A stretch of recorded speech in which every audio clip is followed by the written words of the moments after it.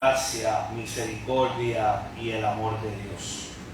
La gracia, la misericordia y el amor de Dios. Ese es el tema del mensaje de esta mañana y nos vamos a ubicar la palabra del Señor en Efesios capítulo 1, versículos 3 al 7.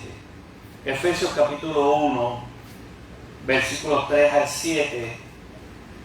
Alabado sea el Señor. Leemos la palabra del Señor. Efesios capítulo 1, versículos 3 al 7. Gloria al Señor. Gloria al Señor.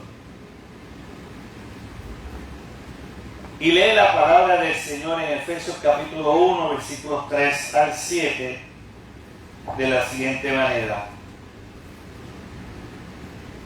Bendito sea el Dios y Padre de nuestro Señor Jesucristo, que nos bendijo con toda bendición espiritual en los lugares celestiales en Cristo, según nos escogió en Él antes de la fundación del mundo, para que fuésemos santos y sin mancha delante de Él, en amor habiéndonos predestinado para ser adoptados hijos suyos, por medio de Jesucristo, según el puro afecto de su voluntad, para alcanzar la gloria de su gracia, con la cual nos hizo aceptos en el amado, en quien tenemos redención por su sangre, el perdón de pecados, según la riqueza de su gracia.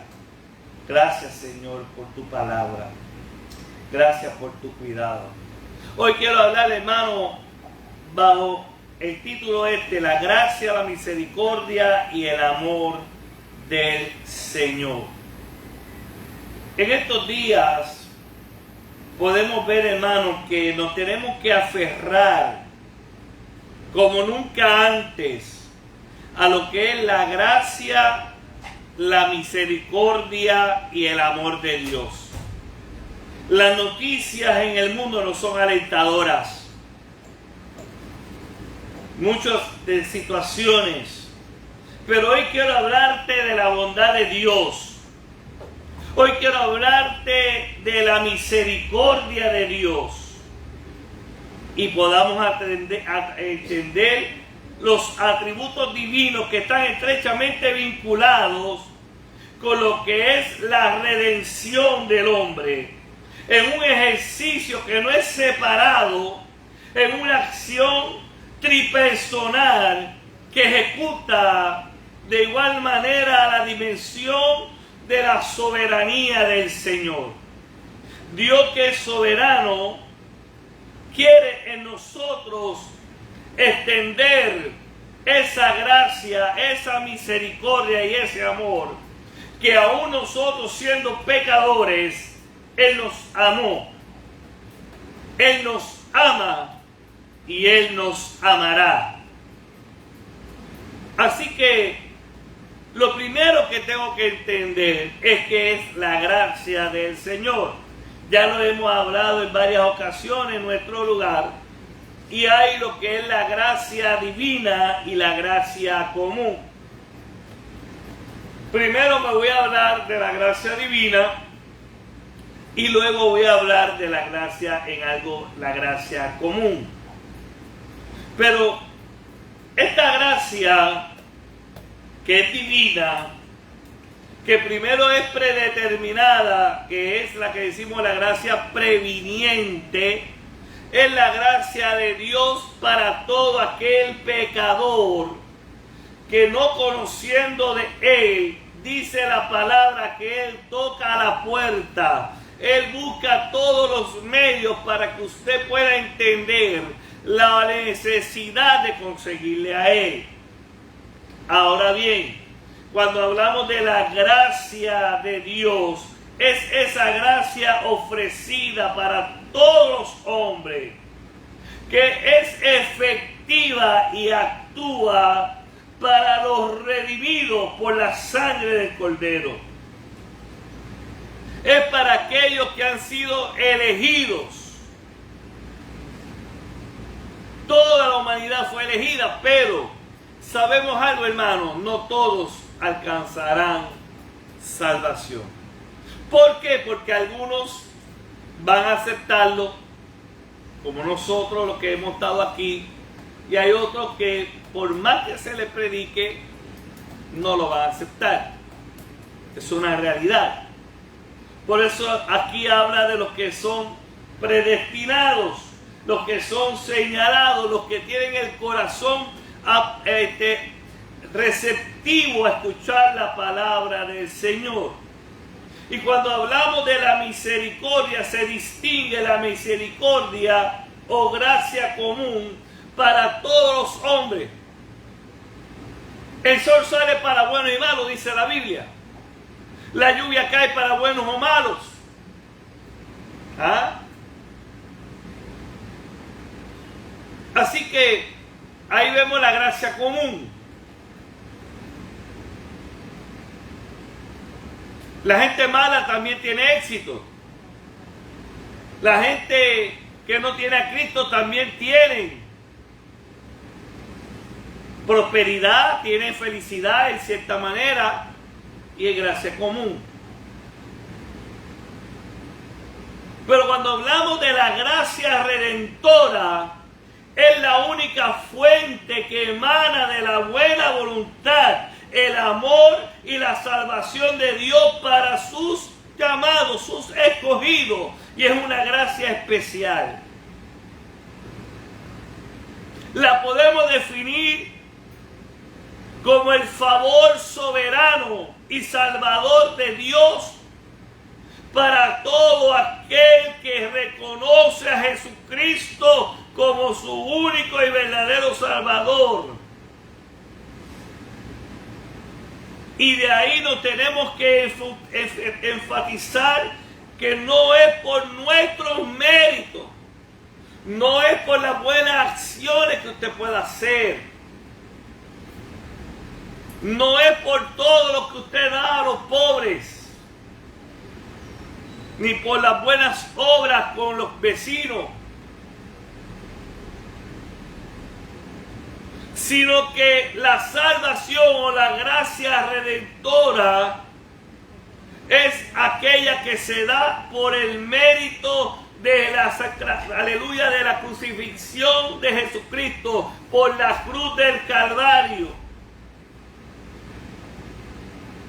Y aquellos que no acepten esa cruz, esa salvación al caballero de la cruz, y no se arrepientan de sus pecados, lamentablemente alcanzarán condenación eterna.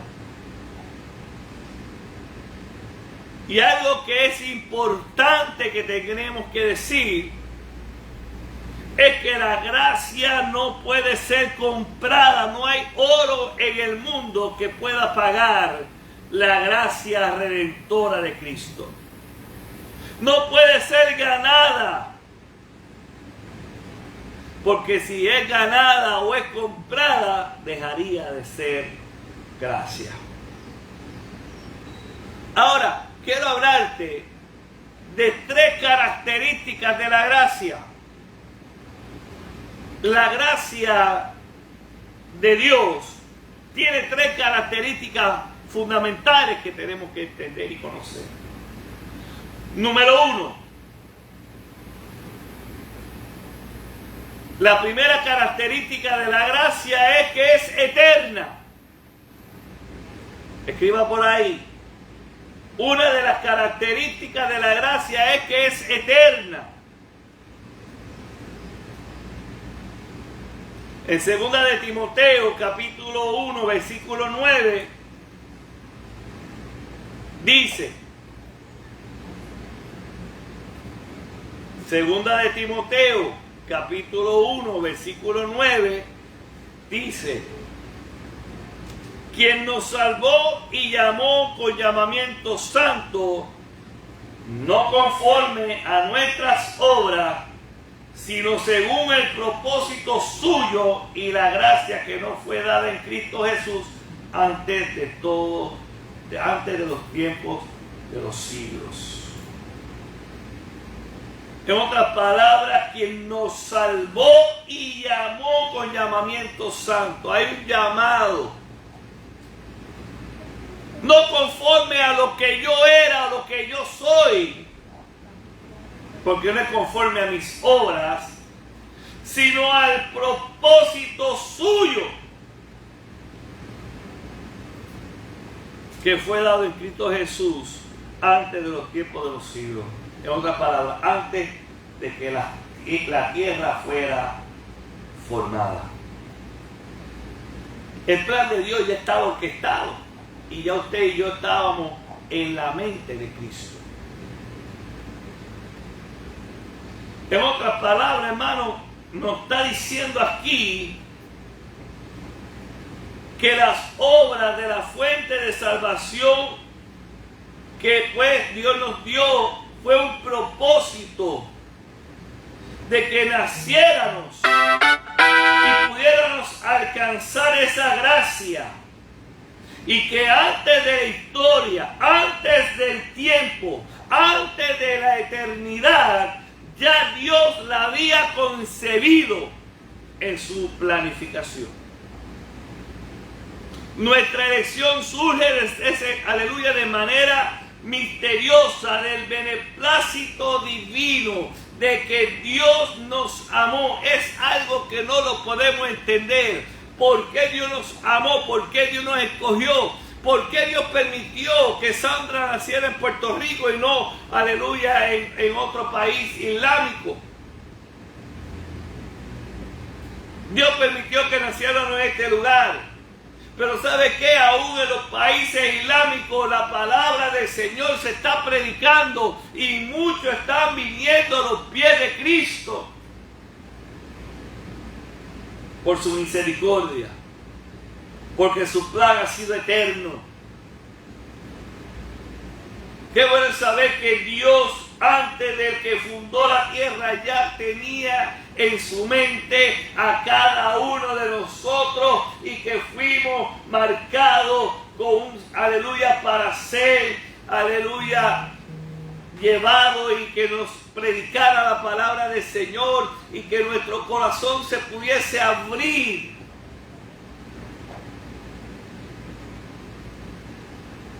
Qué bueno es Dios. Cuando uno analiza eso, uno dice, wow, cuán grande fue y es el amor del Señor para nuestra vida. La segunda característica de la gracia es que es gratuita. Es gratuita. Eso de que si usted tiene que dar tantos miles de dólares para que Dios lo bendiga, hermano, eso es mentira de Satanás. Eso de que si usted, aleluya, da tanto, compra un terreno en el cielo, mentira de Satanás. Nada. La gracia es gratuita. Por eso en Romanos capítulo 3, versículo 24, dice, Romanos 3, 24 dice, siendo justificados gratuitamente por su gracia mediante la redención en Cristo Jesús. Qué bueno saber que fue gratuita. Qué bueno es saber que no tengo que pagar dinero, que no tengo que dar nada por la gracia, por la salvación, porque el precio lo pagó Cristo. Cristo pagó el precio de cada uno de nosotros a dar su vida en la cruz del Calvario y derramar su sangre. Y dice Isaías, y por su llaga fuimos nosotros curados. ¡Qué bueno saberlo! Nosotros no tenemos ni más ningún mérito para haberlo alcanzado, sino que hemos por la fe sido justificados en Cristo Jesús para la redención de nuestros pecados y alcanzar la misericordia y el amor de Dios a nuestras vidas. ¡Cuán bueno es el Señor!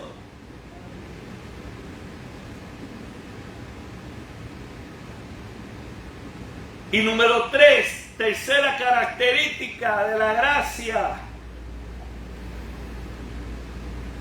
es que es soberana. Es soberana.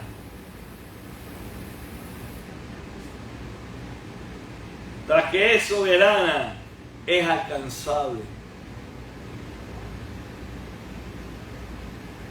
Es soberana y alcanzable.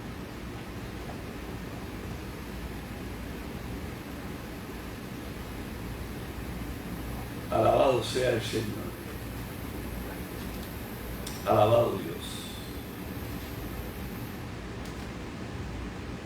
Bendito el que vive.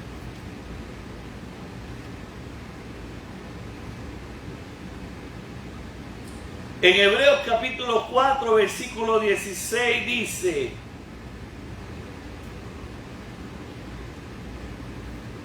Hebreos 4, 16.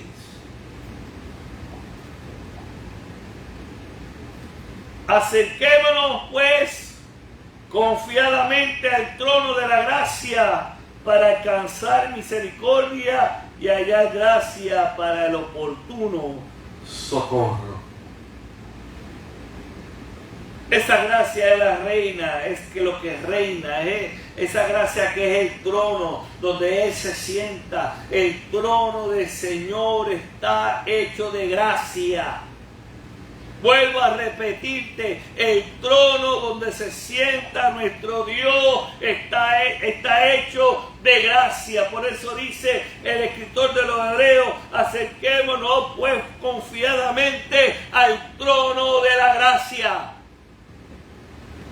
Su trono es gracia. Ese favor inmerecido solo puede concederse de manera soberana y nadie tiene derecho a reclamarla a Dios, sino que nosotros vamos a Él por medio de Jesucristo. No hay otro mediador. No hay otro que nos pueda llevar al trono de la gracia si no es a través de Jesucristo. Y los religiosos han tenido problemas para reconocerlo, porque quieren poner carga a los hombres que ni ellos mismos pueden llevar. Y hoy aún los evangélicos han querido ponerle tantas cargas y trabas a los hombres, y mucha gente que va a la iglesia no puede sentir la salvación. O si se le pregunta: hermano, ¿usted va para el cielo? ¿Usted es salvo? No me pueden decir que sí, amén. No se atreven porque tienen miedo de contestar una simple pregunta: si usted muriese hoy, ¿va para el cielo? Y muchos dicen: ay, yo no sé. Pero uno que está en la gracia de Jesucristo puede decir afirmativamente: si me tocara morir hoy, estoy seguro que iría al trono de la gracia del Señor, porque toda mi vida en las manos de Él, porque vivo para Él, porque mis pensamientos son para Él, porque vivo una vida santa, una vida separada, una vida, aleluya, llena del amor, y mis obras y mis frutos hablan por mí. Por lo tanto, estoy seguro que si Cristo viniese hoy, me voy con Él. Y si me tocara partir, también me iría con Él. ¿Usted podrá decir lo mismo? sino acérquese al trono de la gracia, para que pueda alcanzar misericordia, para que pueda hallar oportuno socorro en el día de la prueba, en el día de la crisis. Alabado sea el Señor. Otra cosa muy importante que tenemos que hablar es de la manifestación de la gracia. Hay una manifestación muy importante de ella. Y si vamos al Evangelio de Juan, Juan capítulo 1, versículo 17. Alabado sea el Señor. Juan capítulo 1, versículo 17. Dice: pues la ley por medio de Moisés fue dada, pero la gracia y la verdad vinieron por medio de Jesucristo. En otras palabras, cuando estaba la dispensación de la ley, no había gracia. Los hombres eran o alcanzaban perdón por la ley. Por eso la Biblia dice y relata que cuando Jesucristo muere, desciende a las profundidades a buscar a quién, a los que murieron antes de la dimensión de la gracia. Y dice la Biblia que se llevó con él los que estaban en el que se conoce por los hebreos el seno de Abraham. Eran aquellos piadosos, aquellos que habían vivido bajo la ley del Señor, aquellos que habían alcanzado misericordia, pero no podían ir al cielo. ¿Sabe por qué? Porque no había gracia, no había sido derramada la sangre de Jesucristo. Pero cuando Jesucristo muere, dice que Él descendió a las profundidades a predicarle y a llevarse consigo. Un misterio, hermano, interesante. Y aquí el Evangelio de Juan nos dice que la gracia salvífica viene a través de Cristo.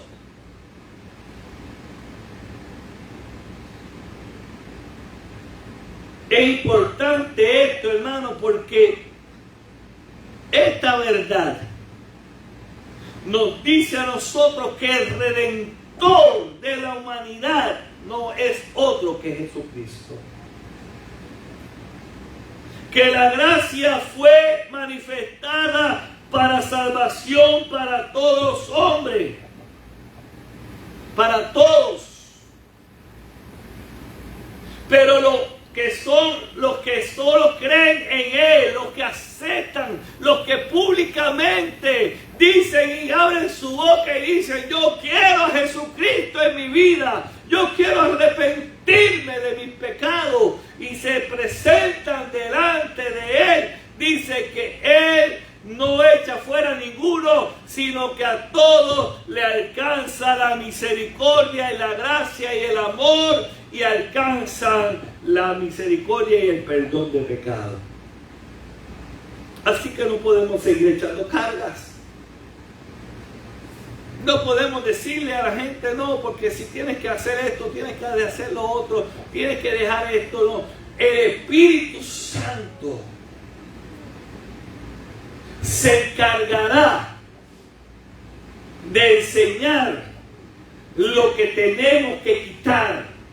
Y la palabra del Señor nos habla y nos dice si estamos mal y qué cosas hacer y qué cosas no hacer. Es importante eso, hermano mío. Número 3, tenemos que proclamar la gracia del Señor. Por eso hoy yo les hablo de esto. Porque hoy yo cumplo mi compromiso ante ustedes de hablarles de que hay que proclamar la gracia del Señor. Por eso en Hechos capítulo 20, versículo 24 dice, Hechos 20, 24, pero de ninguna cosa hago caso, ni estimo precioso mi vida para mí mismo, con tal que acabe mi carrera con gozo y el ministerio que recibí del Señor Jesús para dar testimonio del Evangelio de la gracia de Dios. Aquí Pablo nos está diciendo que es necesario, aunque le cueste la vida, llevar el ministerio al cual Dios nos ha dado. Que no es piedra de tropiezo y que para muchos es locura. De hecho, Pablo decía eso porque para los judíos lo que Pablo comenzó a predicar, y quiero que entendamos esto, Pablo era un erudito, aleluya, de la ley de Moisés. Era un doctor de la ley, reconocido entre todos los fariseos. Y era un hombre de prestigio para el pueblo de Israel, porque él era el máximo perseguidor de los creyentes. Pero un día, la gracia del Señor chocó con él. Y yo quiero que sepa algo, hermano, que cuando nosotros chocamos con la gracia del Señor, no volveremos a ser los mismos. Así le pasó a Jacob, que cuando chocó con el ángel de Jehová, que es la representación, y cuando en la Biblia, en el Antiguo Testamento, se habla del ángel de Jehová, donde el que aceptaba adoración, se habla de la epifanía de Jesucristo. En otras palabras, es Jesucristo revelándose, pero no como Dios, sino como el ángel. ¿Por qué? Porque dice la Biblia aquí en Juan, que en el principio era el verbo, y el verbo era Dios, y el verbo era Dios, era con Dios. Y el ángel de Jehová hablaba por Dios, era el verbo. Y los eruditos dicen que es la epifanía de Dios, de Jesucristo. Y vemos, hermanos, que cuando Jacob luchó con el ángel y tuvo una experiencia, fue marcado. Dice que su cadera se la deslocaron, y de ahí en adelante no volvió a caminar igual. Es que cuando uno choca con la gracia del Señor, no es el mismo. Por eso Pablo dice, ustedes me consideran como la piedra de tropiezo. Y para los judíos, Pablo era un loco, hablando de otro Dios. Porque acuérdense que para los griegos tenían muchos dioses. Y Pablo le estaba hablando de un nuevo Dios. Pero la diferencia era que los dioses del griego nada podían hacer, pero veían que el Dios que predicaba Pablo hacía milagros, sanaba a los enfermos, libertaba a los endemoniados y hacía grandes milagros. Y ellos decían, este hombre tiene algo diferente, aleluya, y este hombre habla con autoridad. Y era locura. Y nosotros tenemos que entender que a nosotros proclamar el Evangelio de la gracia, nos van a considerar de igual manera. Vamos a ser tropiezos para algunos y locos para otros. Pero es importante, y la esperanza es la gracia que se proclama. Es importante que veamos que la única esperanza que la humanidad tiene, aleluya, ante su vida vacía, aleluya, y de desesperación, es chocar con el caballero de la cruz. Y esa parte es importante, porque cuando proclamamos, también tiene que haber, cuarto punto, aplicación de la gracia.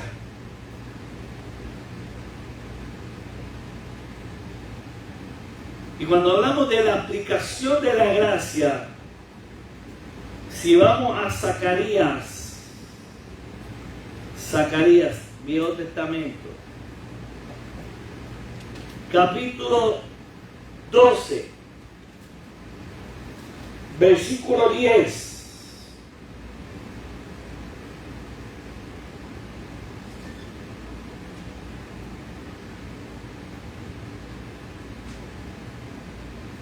Dice Zacarías 12:10: y derramaré sobre la casa de David y sobre los moradores de Jerusalén espíritu de gracia y de oración, y mirarán a mí, a quien traspasaron y lloraron como se llora por hijo unigénito, afligiéndose por él como que se aflige por el primogénito.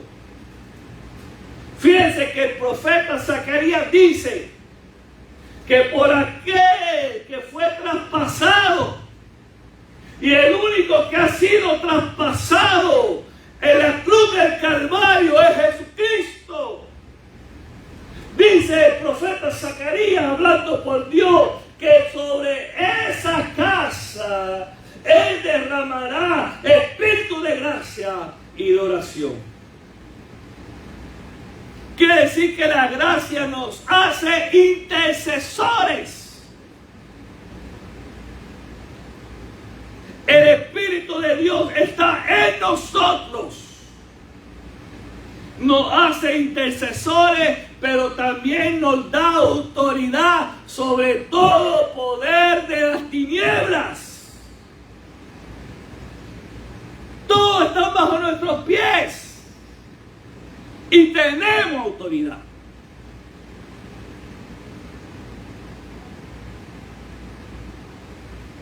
Tenemos que aplicarla. Tenemos que traerla y vivirla.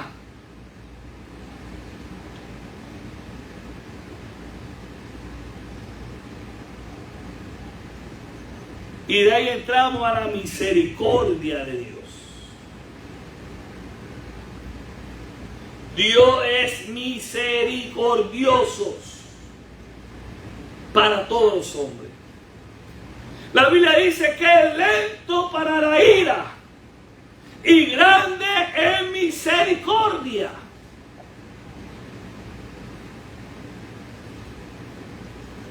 Y cuando hablamos de esa gracia,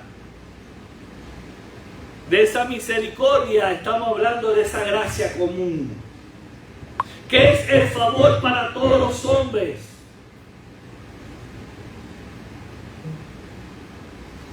Esta nace de la bondad de Dios, porque es parte de sus, aleluya, características.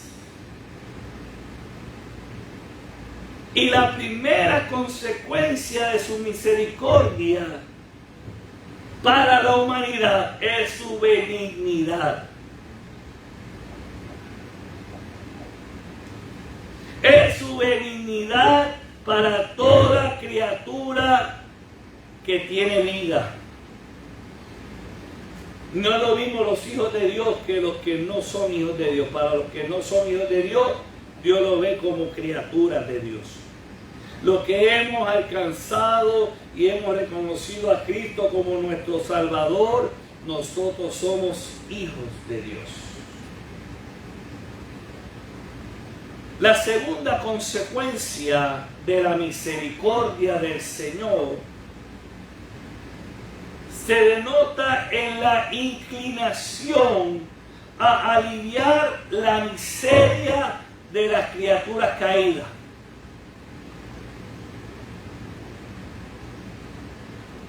Es que Dios siempre se mueve a ayudar.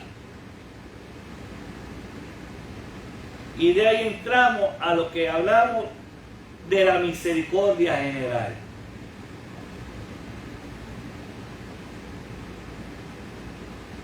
Y yo creo, hermano, que el tiempo se me está acabando. Pero cuando hablamos de la misericordia general, nos basamos, y no lo voy a leer por tiempo, Salmo 145:9.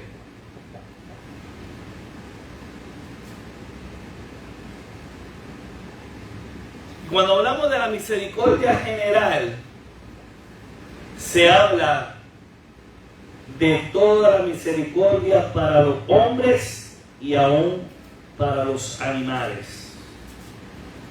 Quiero que sepa algo. La tierra clama delante de Dios. Usted no le escucha,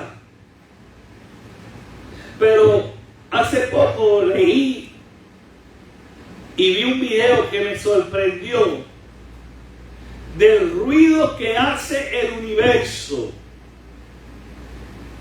que hace un ruido, y los científicos han notado que hay países que el ruido es constante, pero a veces hay variaciones, hay como tonalidades.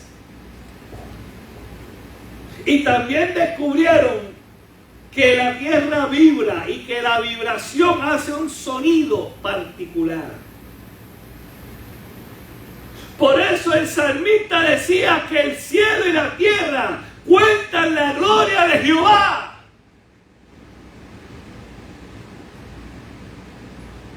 Y es importante eso, porque la tierra clama cuando está seca.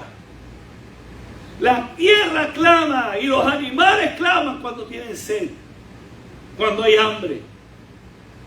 Y su misericordia Dios lo escucha.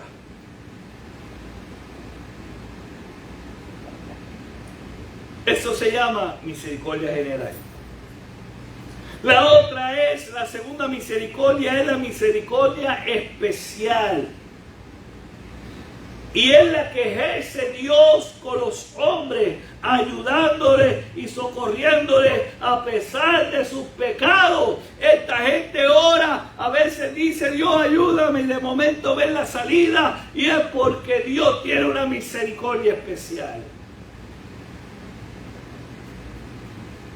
Y como le decía anteriormente, el sol sale para todo, la lluvia sale para todo.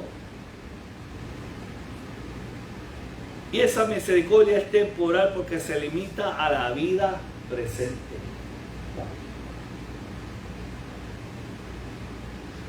Pero hay una misericordia que se llama misericordia soberana.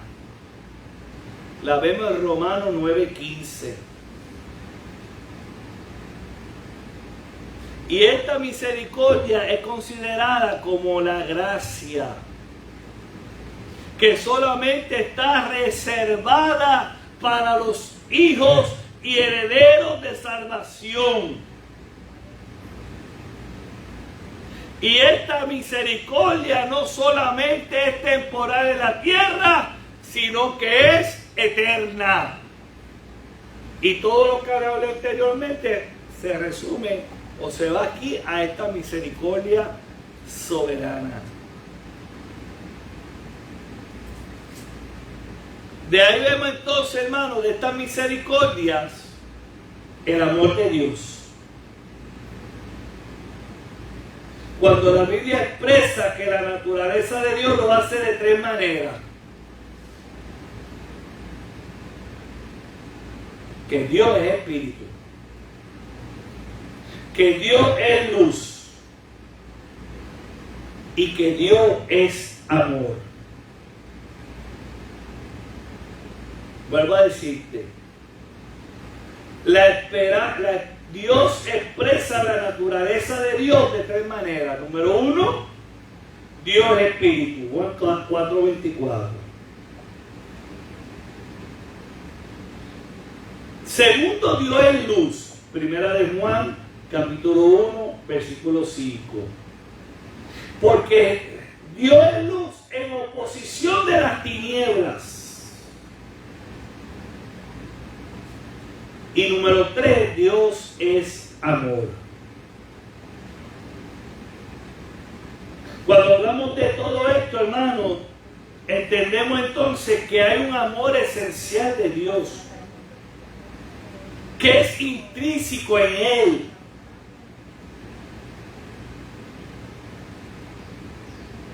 Que por más que nosotros nos hayamos equivocado, Él nos ama. Dios, eso está en su amor esencial. Y el amor de Dios es gratuito, es espontáneo. Y reside en su voluntad soberana. Número 2, hermano, el amor de Dios es eterno. Jeremías 31:3. No puede ser de otra manera, porque Él es eterno. Y si Dios es eterno, y esa es su naturaleza, el amor, entonces tiene que ser eterno. Por ende. Y es algo grandioso de que nuestro Dios nos haya amado antes de que existieran los cielos, antes de que existiera la tierra y antes de que pasaran todas las cosas. Él ya nos amó. ¿Qué debemos hacer nosotros? Adorarle. Número 3, el amor de Dios es soberano. Romanos 9:13. Como Dios es soberano y Él es Rey de reyes y Señor de señores, Él no está obligado a amarnos, pero Él nos ama. Nadie le puede decir no lo haga. Nadie puede influir en Él. No le dije, eso está en Romanos 9:13. Y el 31:3. Número 4, estoy acabando, hermano, estoy acabando. El amor es infinito, nunca se acaba. El amor de Dios es infinito. Si nos vamos a Efesios, capítulo 2, versículo 4, dice: pero Dios, que es rico en misericordia, por su gran amor con quien nos amó. Es eterno. Así que ese amor sobresaliente, que no puede ser calculado porque sobrepasa todo entendimiento, dice la palabra. Número 5, hermano, el amor de Dios es inmutable. No cambia. No es como el amor de los hombres. Hay gente que hoy ama y mañana no. Hay gente que te puede jurar que te va a amar toda la vida, pero los seres humanos, el amor de nosotros es mutable, muta por las circunstancias, pero el amor de Dios es inmutable. Romanos capítulo 8, versículo 39. Dice de la siguiente manera. Déjeme buscarlo. Romanos 8:39, me falta uno y acabamos. Romanos 8:39 dice: ni lo alto, ni lo profundo, ni ninguna otra cosa creada nos podrá separar del amor de Dios que es en Cristo Jesús, Señor nuestro. Nada es inmutable, nada nos puede cambiar el amor de Dios. Y por último, número 6, es un amor santo. Es un amor santo. Es separado. es completo. Aleluya. Y si vamos a Hebreos capítulo 12, versículo 6. Hebreos capítulo 12, versículo 6. Dice: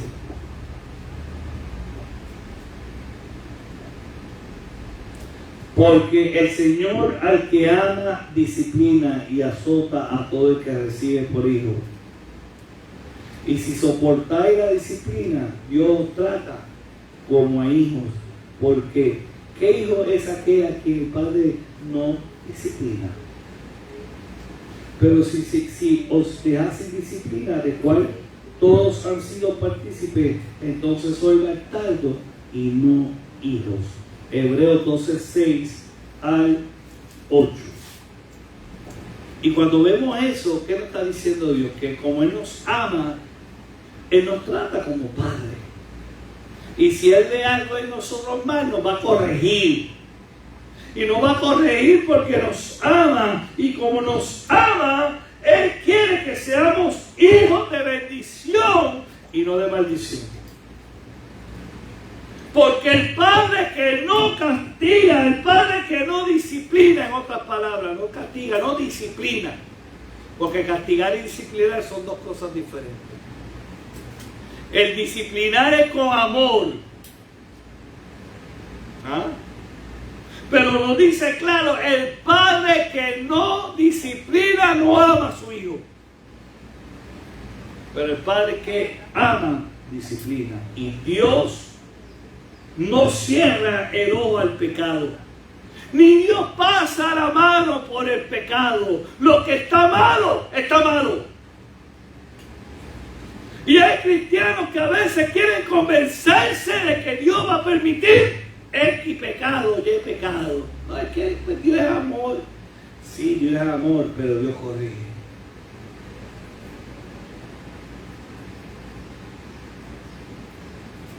Es importante, hermanos, que entendamos que el amor de Dios es puro, sin mezcla de sentimientos sensibles.